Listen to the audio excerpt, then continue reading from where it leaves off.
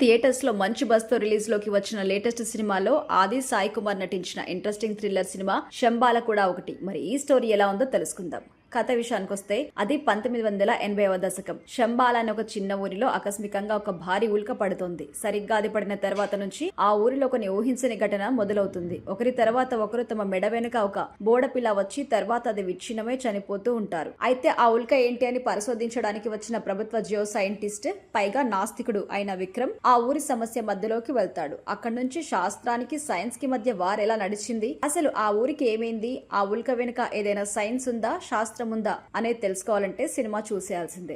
ఈ cinema plus points విషయానికి వస్తే ఈ సినిమాలో దర్శకుడు ఎంచుకున్న కోర్ పాయింట్ ఇంట్రెస్ట్ గా ఉంది. ఈ మధ్య కాలంలో వస్తున్న devotional and science mixed subject లో ఇది మరో కొత్త ప్రయత్నం. ఇందులో సాయి కుమార్ వాయిస్ ఓవర్ తో చెప్పిన బ్యాక్ స్టోరీ అయితే చాలా బాగుంది. ఇందులో డివోషనల్ అంశాలని, ప్రజెంట్ వాస్తుకి సంబంధించిన అంశాలు అర్థమయ్యేలా చెప్పడం అయితే డీసెంట్ గా అనిపిస్తుంది. అలాగే సెకండ్ హాఫ్ లో ఒక టైం తర్వాత కొన్ని సిచ్యువేషన్స్ ఆడియన్స్ కి ముందే అర్థమైనప్పటికీ అక్కడ వచ్చిన కొన్ని డివోషనల్ మూమెంట్స్ ఇంప్రెస్ చేసే విధంగా ఉంటాయి. ఇక నటుల్లో ఆది సాయి కుమార్ మంచి పర్ఫార్మెన్స్ అయితే ఇచ్చాడు. ఈ సినిమా కోసం తన లుక్ కరెక్ట్ గా సెట్ అయ్యి విక్రమ్ తన పాత్రలో మంచి నటన అయితే తాను కనబరిచారు. ఇక తనతో పాటుగా అర్చన అయ్యర్ కి మంచి రోల్ దక్కింది. దేవి పాత్రలో ఆమె తన ప్రెజెన్స్ తో ఆకట్టుకుంది. అలాగే రవివర్మ, నటుడు మధునందన్, అలాగే హర్షవర్ధన్ డీసెంట్ నటన అందించారు. ఇక మైనస్ పాయింట్స్ విషయానికి వస్తే ఈ సినిమాలో మెయిన్ ప్రాబ్లం మాత్రం కథనంలో ఉంటుంది. ఫస్ట్ హాఫ్ ఇంకా సెకండ్ హాఫ్ లో చాలా వరకు సీన్స్ ఊహాజనితంగానే ఉంటాయి. అయితే ఒక మూమెంట్ తర్వాత అంత ఇంట్రెస్ట్ గా సినిమా వెళ్తున్నట్టుగా అనిపించదు. హీరో, హీరోయిన్, ఆ ఊరిలో జరిగే చావులు లాంటివి చాలా రెగ్యులర్ గా ఉంటాయి. వీటిని దర్శకుడు ఇంకొంచెం ఏమైనా కొత్తగా ప్లాన్ చేసి ఉంటే బాగుండు అనిపిస్తుంది. అలాగే సినిమాలో చూపించిన ఏఐ విజువల్ ట్రాక్ కూడా అంత నాచురల్ గా అయితే అనిపించదు. సాంకేతిక వర్గం పనితీరు విషయానికి వస్తే